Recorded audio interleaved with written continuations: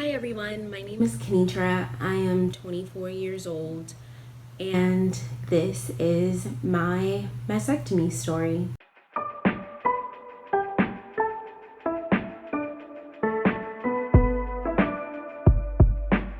I didn't really know what I wanted to do in terms of sharing my story. I didn't know whether I wanted to do a vlog or like a old school blog or just like write stuff down. I had no idea where I wanted to go. But here we are. In this vlog, I am pretty much going to walk you guys through what ultimately brought me to the decision to even get my genes tested, as well as explaining to you guys what my surgery was. In medical terms, it was called a prophylactic bilateral prepectoral mastectomy and breast reconstruction surgery. Say that 5 times fast. And then I'm gonna walk you guys through the exchange surgery, as well as like the recovery processes in between, and kind of just like all of those questions that I know that a lot of people have asked me going through this process, as well as what I think would be relevant for people to know. I'm doing this vlog to not only bring attention to proactive healthcare, but also preventative healthcare. Our generation, we like to think that like we're invincible and, you know, the cancer thing won't affect women until like we're like past 40 or like 50. But in our reality, that's a lie. And unfortunately, a very wide group of women can become susceptible to developing breast cancer. Cancer really doesn't have an age. We like to think, like I said, that it won't affect us until we get older. But in reality, it could really happen to any of us. So I took my testing very seriously, and that's why I ended up coming to the conclusion to getting this mastectomy, which I'll walk you guys through in a little bit. First and foremost, I am the daughter of a 2-time breast cancer survivor. My mom is seriously the strongest person that I know, and the first time she was diagnosed, I was 8 years old. The second time she was diagnosed, I was about 15 years old, going into 16. I'm also the granddaughter of a breast cancer survivor, in which I've just recently lost her as well. So, Grandma, I dedicate this entire vlog to you. No, she did not lose her life to breast cancer, but she had breast cancer like right when the mastectomy and breast reconstruction process happened.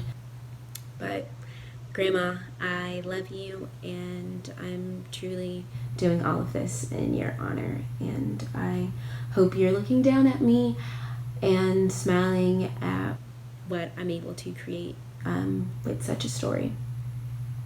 But on that second instance, I was of age. I was really involved in her entire process. I would go to all chemotherapy that I could attend, all radiation appointments, all oncology appointments, pretty much anything that I could possibly go to. So at that point, the oncologist told me there, point blank, that when I turned 21 years old, that I needed to get my genes tested and do a Brca gene test. And at that point, I had no idea what a Brca gene test was. I mean, like, I heard of it because my mom had taken one, but I mean, no one really talked about testing their genes or doing anything proactive or just knowing about certain things before you could even catch them. So in that moment, I remember going home and telling my mom when I was about 16 years old, I was like, whenever I go and get this test done, at that point, I think I said at 21, but when I turn 21, I'm gonna get this test done, and if it comes back positive, then I'm just gonna remove them. And I remember in that moment, I was thinking like, yeah, I'm just gonna remove them. Looking back now, of course, I didn't know how much that would entail in terms of just like the emotional strain, the mental strain, of course, the physical strain that like comes with it. I pretty much made up in my mind back then what I wanted to do. I am also the only child of a single parent household. So, being that close to someone who has had breast cancer twice, I've seen a lot more than what a lot of people see in terms of like that cancer side of life. So, I knew in that moment at 16 that I really didn't want to go through what my mom was going through and what I was witnessing in front of my face. With my mom, she got the bilateral mastectomy and breast reconstruction surgery then. So I kind of saw the process. Of course, it was completely different being that she had active cancer. So, of course, they're going to treat that with more urgency than my experience. So I just want to make that clear as well. I didn't have any type of precancerous cells forming, or I didn't have cancer already formed. So my story is a little bit different based on your average bilateral mastectomy patient. So just an FYI on that. So the doctor wanted me to take this gene test, like I said, when I turned 21. But of course, when I was 21, I was attending North Carolina State University, go Pack, and that was genuinely like the last thing I wanted to do while I was in college. I completely thought about it on my 21st birthday. I thought about it leading up. I thought about it afterwards. But in all honesty, I kept making excuses that like, oh, I'll get it done like when I go back home, or like when I'm able to schedule the appointment through my mom's doctor. Pretty much putting like my location and me being not like home as a boundary of me not doing it, in which I felt like I knew in those moments what I was doing and making those excuses for myself, but don't we all? Fast forward to July 5th, 2017. I had just, a regular OBGYN appointment. And of course, I list very honestly in my family medical history on all of like my doctor's forms. So she saw that, I am the offspring of a 2-time breast cancer survivor. I'm not completely sure if I listed my grandmother's name on that medical document, but I know for a fact that I also mentioned it to her verbally while we were sitting there. And I do know also that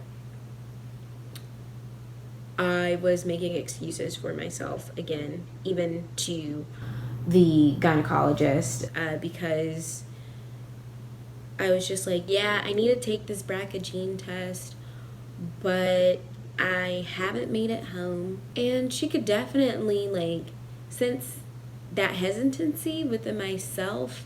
So she pretty much said like, hey, well, I actually have someone right down the road that can administer for you. And in my head, I was like, oh, in my mind, I knew that I needed to do it. I knew that I wanted to know the results. At this point, I am 22 going on to 23. So I've already had about 2 years under my belt of just like thinking about this, and thinking about what was told to me when I was 16. So I'm like, sure, we can like administer it, even though in my heart I really wanted to scream. So as I said, that OBGYN appointment was on July 5th, and then about a good week and a half later, I ended up at who would become my surgical oncologist, Dr. Caneatra. I ended up at his office with the help of my loving mother. My mom was really really, really a very crucial part of just like me keeping it together at tough moments such as that. So with the help of my mom, I went and got the Brca gene test. And what the Brca test is pretty much, it tests to see if you carry the trait to develop into breast cancer. So like I said, like I did not have breast cancer when I was 22. I didn't have it when I was taking this test. I took this test to see if I carried the gene that would then mutate into breast cancer. And the same test is not only for your breast, but it's also like for your ovaries as well. So on that day, I had to spit in like a tube. Excuse my nails, they look terrible. In like a tube, maybe this big or so. After I did that, he told me that it would probably take about, he said maybe like a month or so. But in all honesty, it took about 2 weeks for those results to come back. And I would lie if I didn't tell you guys how I felt in those 2 weeks. Scared. Of course, I'm not going into it thinking like, oh my God, this is gonna happen, like it's gonna come back positive. But at the same time, like my grandmother had breast cancer, my mom had it twice. So just being a realist that I am, it's kind of like it would have been a blessing had it skipped my generation. But those 2 weeks in between me taking the test and me getting the results back, it was a lot. It was a lot. I can't lie. It was a lot. But I remember on July 27th, 2017, I got a call back. I think I was actually like in a meeting at work because I had a missed call, more specifically, which is even more nerve-wracking. Like I think I would have rather just like picked up the phone, more so than like hearing that like, hey, can you please call me back? We have your results. I don't know if it was like me reading his tone of voice or like me just already getting nervous. I don't know, but like something already just like hearing that voicemail just made me like, oh shit. And I don't know why. I don't know why, but it did. I think that's just like human nature. But I called him back and he said, unfortunately, your Brca gene test came back positive for the BRCA2 gene, and I would like you to meet me in my office as soon as possible so we can discuss next steps moving forward. I remember in that moment, it was like years of anxiety, I guess, anticipation, nervousness, just as a giant whole. It was all brought to that one moment, and I was speechless. I cried immediately, like immediately. That was a hard day. It was hard accepting those results, definitely. And it's crazy because he said like to discuss next steps or whatever, and I already knew, like I told you guys when I was 16, like if it came back positive, like I knew what I wanted to do. But like saying that at 16 and then like being met with that situation at 22,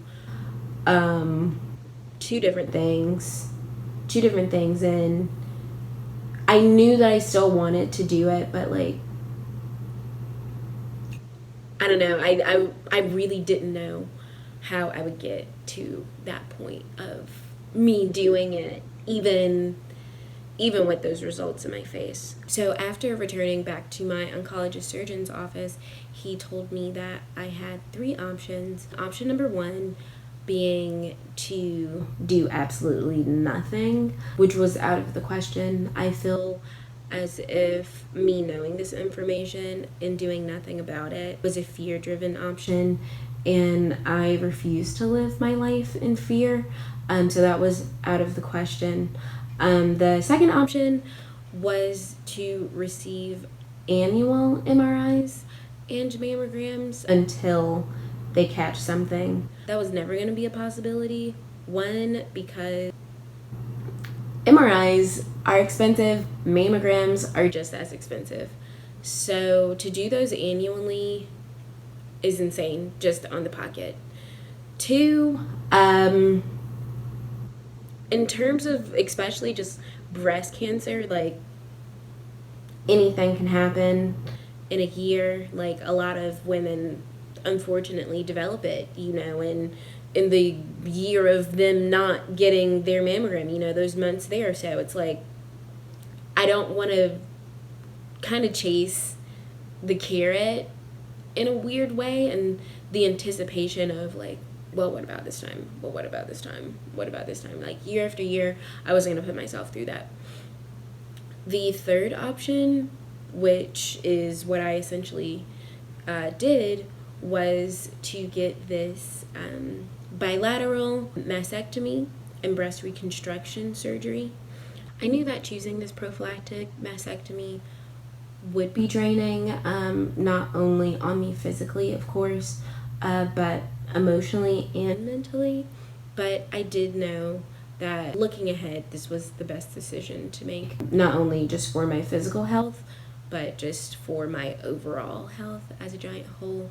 And I'm ultimately happy that I came to this decision. He then put me in contact with Dr. Brca, who was my plastic surgeon through this entire process. He also gave me time to just do some own research and get my own medical opinion from others for whether I would like to do a subpectoral mastectomy and breast reconstruction or a prepectoral mastectomy and breast reconstruction surgery. And I know you're like, sub and pre, what is that? Pectoral, what is that?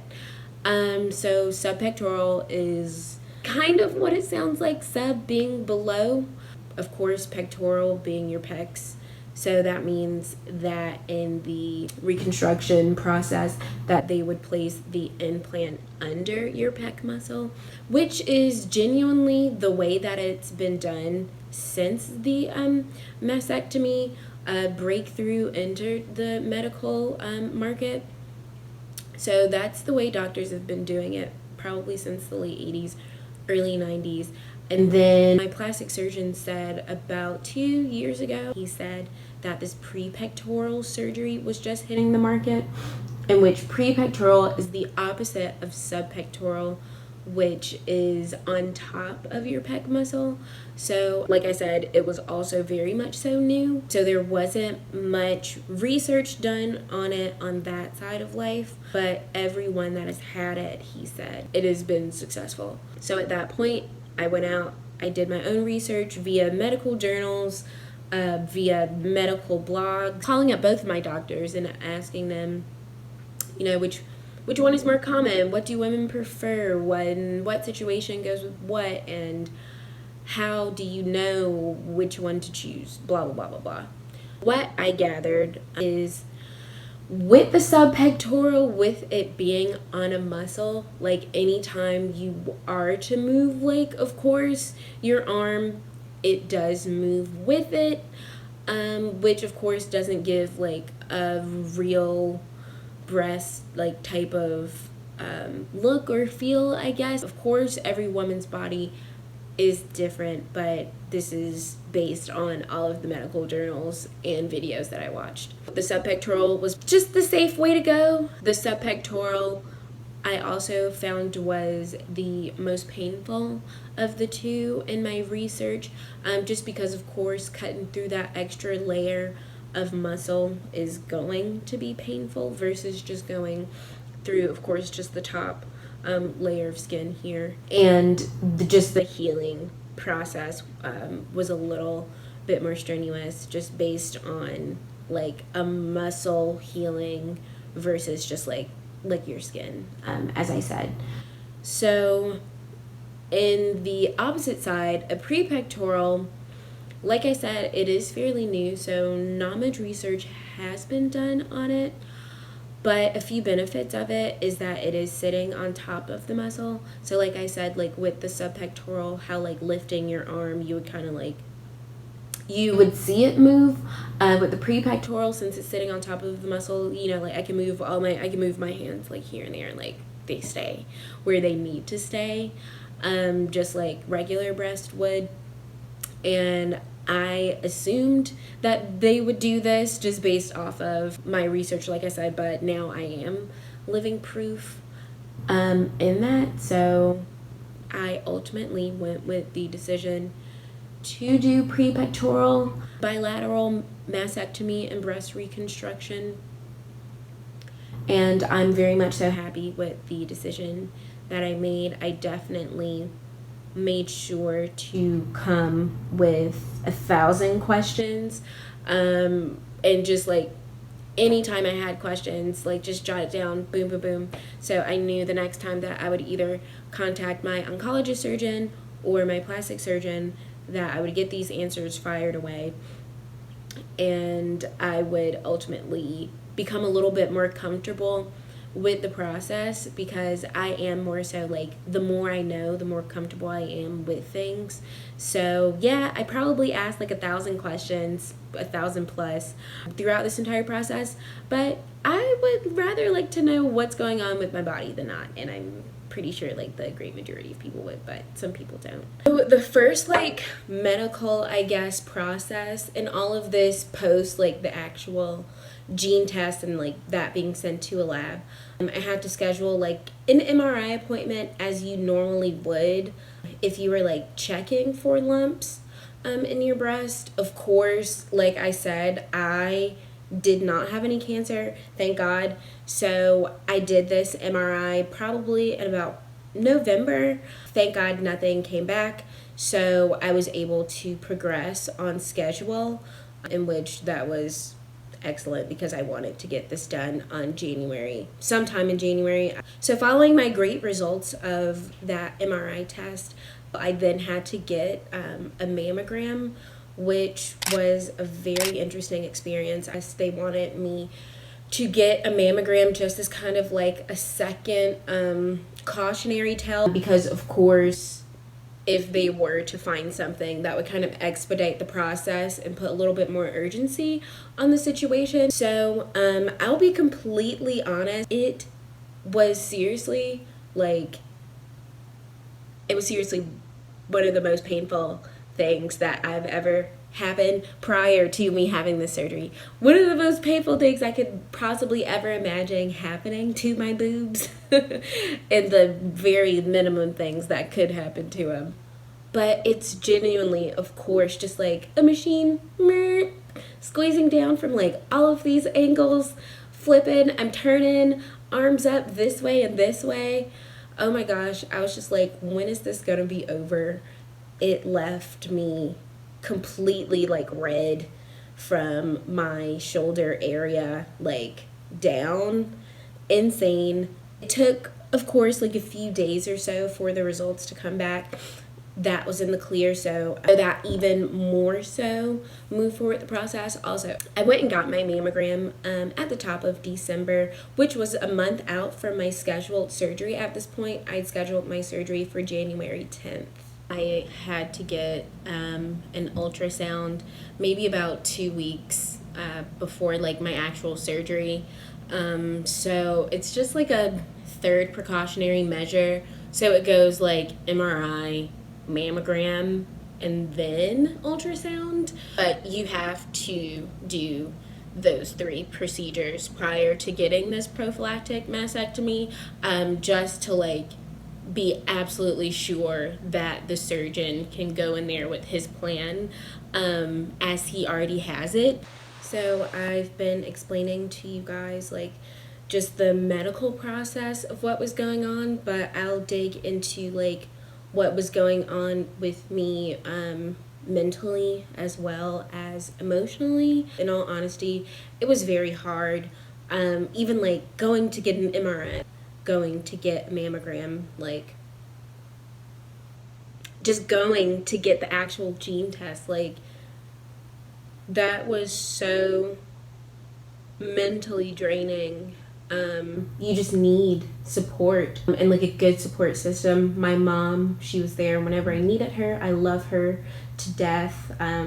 She's seriously the reason why I even came to this decision. So, of course, she was able to give me just as much advice and support as she could. Of course, her situation was a little bit different because she did have active breast cancer.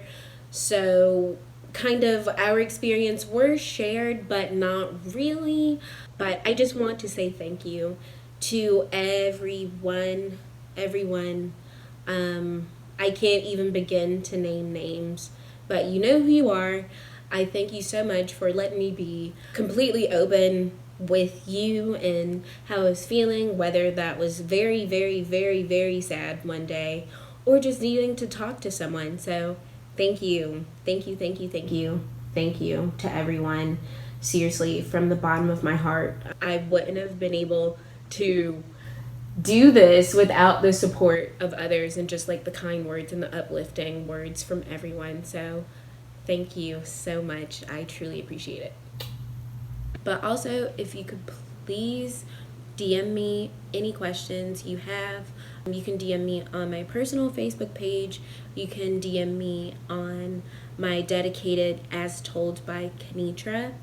And I'll have that link posted somewhere probably below. You can DM me on Instagram there. I have the same Twitter handle As Told by Caneatra as well. If anyone still uses email, you can also email me at astoldbycaneatra@gmail.com. I can keep you anonymous if you want me to, so just specify that in your questions. So yeah, seriously, ask me anything you want me to. I'm an open book, and I would love to expand everyone's knowledge on this subject, especially if you're serious about wanting to know more about it. So definitely please get those questions to me. Thanks.